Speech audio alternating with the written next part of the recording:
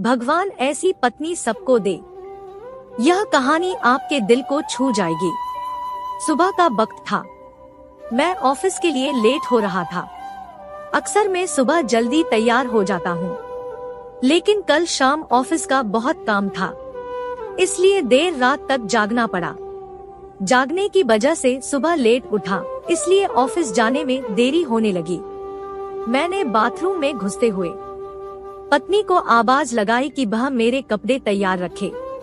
मैंने बाथरूम में ज्यादा समय नहीं लगाया और जल्दी से नहाने के बाद बाहर आ गया।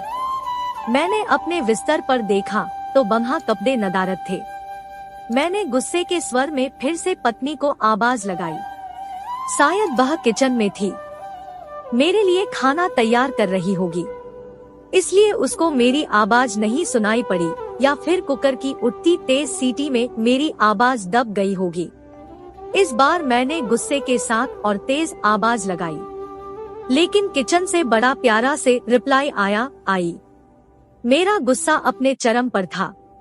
मुझे ऑफिस के लिए लेट हो रहा था। मैं अंदर से बुरी तरह झल्लाया हुआ था। तभी पत्नी कमरे में आ जाती है और वह सीधे अलमारी की तरफ बढ़ जाती है। मेरे मन में सवाल आया कि क्या उसने मेरी आवाज को सुना था या फिर सुनकर अनसुना कर दिया था। फिलहाल जो कुछ भी हो, वह मेरी तरफ देखते हुए कपड़े बिस्तर पर रख देती है और वहाँ से जाने को होती है। अचानक से वह वापस आती है और मुझसे बोली, अगर मैं तुम्हें किसी के साथ डिनर व फिल्म देखने के लिए बाहर जाने को कहूँ तो तुम क्या कहोगे? उसके पूछने का अंदाज थोड़ा अलग था। मैं समझ नहीं पा रहा था कि आखिर वह किसकी बात कर रही है और क्यों। शायद मैं जवाब देने के लिए तैयार था। मैं बोला, मैं समझूंगा कि अब तुम मुझसे प्यार नहीं करती। शायद उसने गुस्से अथवा प्यार में मेरी तरफ देखा, लेकिन फिर अगले ही पल अपने होंठों पर हल्की सी आती हुई मुस्कान को दावते हुए बोली, मैं आपसे प्यार करती हूँ, लेकिन यह औरत भी आपसे बेपनाह प्यार करती है, शायद मुझसे भी ज्यादा, और आपके साथ कुछ समय बिताना चाहती है। मुझे पत्नी के मुंह से इस सवाल की उम्मीद नहीं थी। मेरे मन में एक सेकंड में हजारों सवाल ऊपर नीचे होने लगे। आखिर किस औरत की बात कर रही है और किससे मिलवाना चाहती है? ऐसे हजारों सवालों के साथ मेरा मन मुझे घेर रहा था। आखिर मैंने पूछ ही लिया कि किसकी बात कर रही हो। पत्नी ने बिना कुछ बोले एक तस्वीर की तरफ इशारा कर दिया। वह तस्वीर मेरी माँ की थी, जो मुझसे दूर रहती थी, जिनसे कई महीनों से मैं मिला नहीं था। शायद काम की वजह से मैंने उन्हें फोन भी नहीं कर पाया। मैं अपनी व्यस्तता के कारण उन्हें समय ही नहीं दे पा रहा था। मैंने पत्नी की तरफ देखा। पत्नी ने मुस्कुराहट के साथ मेरा मोबाइल मुझे थमा दिया। मैंने माँ को फोन किया और उनसे रात पर खाने और साथ में फिल्म देखने के लिए कहा। माँ मेरी आवाज सुनकर खामोश हो गई। शायद करुण स्वर था, तुम ठीक तो हो ना? तुम दोनों के बीच कोई परेशानी तो नहीं? माँ ने पूछा। उनके लिए मेरा एकाएक इस तरह फोन करना शायद किसी परेशानी का संकेत था। नहीं, कोई परेशानी नहीं, बस मैंने सोचा था कि आपके साथ बाहर जाना एक सुखद एहसास होगा। मैंने जवाब दिया और कहा, बस हम दोनों ही चलेंगे। उन्होंने इस बारे में एक पल के लिए सोचा और फिर कहा, ठीक है। शुक्रवार की शाम को जब मैं उनके घर पहुंचा तो वह मेरा इंतजार कर रही थी। मुझे देखकर उनका चेहरा खुशी से चमका उठा, जैसे वर्षों से खोई कोई दौलत अकस्मात उन्हें मिल गई हो। मैंने माँ के पैर छुए और उन्हें गाड़ी की तरफ ले जाने लगा। वह बार बार मेरी तरफ देखकर हल्के हल्के मुस्कुराकर गाड़ी की तरफ बढ़ रही थी। कार में माँ ने बताया कि उन्होंने अपनी एक दोस्त को बेटे के साथ खाने के लिए बाहर जाने की बात बताई है। वह काफी प्रभावित थी।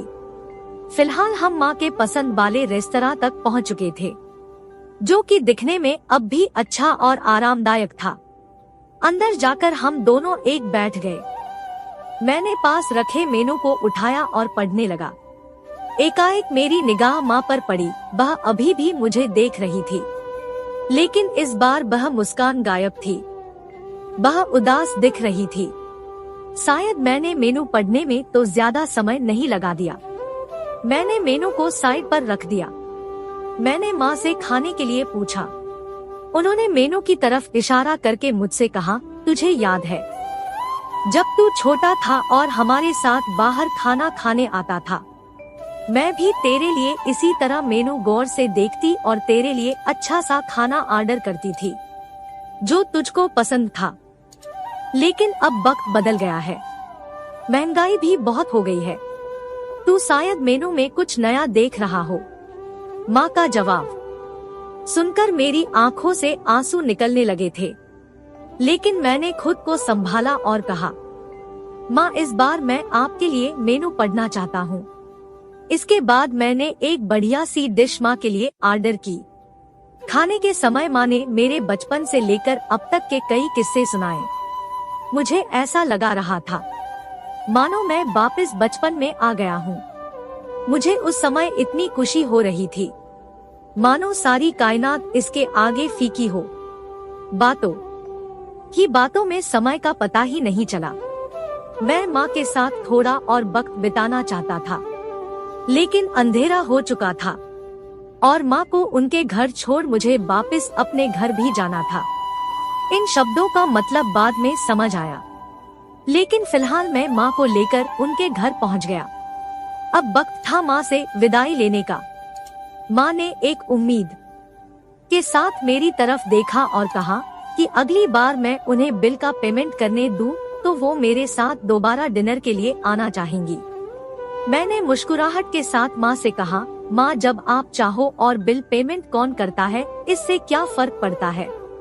माँ ने मेरी तरफ देखा और मुस्कुराहट के साथ कहा कि फर्क पड़ता है और अगली बार बिल वो ही पे करेंगी। इसके बाद मैंने माँ से विदाई ली और अपने घर की तरफ चल दिया।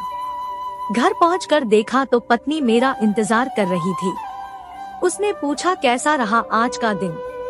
बहुत बढ़िया, जैसा सोचा था उससे कहीं ज्यादा बढ़िया, मैंने जवाब दिया। इसके कुछ दिनों बाद अचानक मुझे माँ के देहांत की सूचना मिली। उन्हें दिल का दौरा पड़ा था। यह इतना अचानक से हुआ कि मैं कुछ समझ नहीं पा रहा था। मैंने माँ के लिए कुछ भी तो नहीं किया था। मैं वापस उनके साथ समय बिताना चाहता था, लेकिन अफसोस अपने व्यस्त समय की वजह से मैं माँ के लिए समय नहीं निकाल पाया। लेकिन अब पछताए होता क्या, जब माँ थी तब समय नहीं, और अब जब माँ नहीं तो पछतावा और अफसोस। माँ की मौत के बाद मुझे एक लिफाफा मिला। उस लिफाफे में उसी रेस्तरां की एडवांस पेमेंट की रसीद के साथ माँ का एक खत था, जिसमें माँ ने लिखा था, मेरे बेटे मुझे पता नहीं कि मैं तुम्हारे साथ दोबारा डिनर पर जा पाऊंगी या नहीं, इसलिए मैंने लोगों के खाने के अनुमानित बिल का एडवांस पेमेंट कर दिया है। अगर मैं नहीं जा पाऊँ तो तुम अपनी पत्नी के साथ भोजन करने जरूर जाना।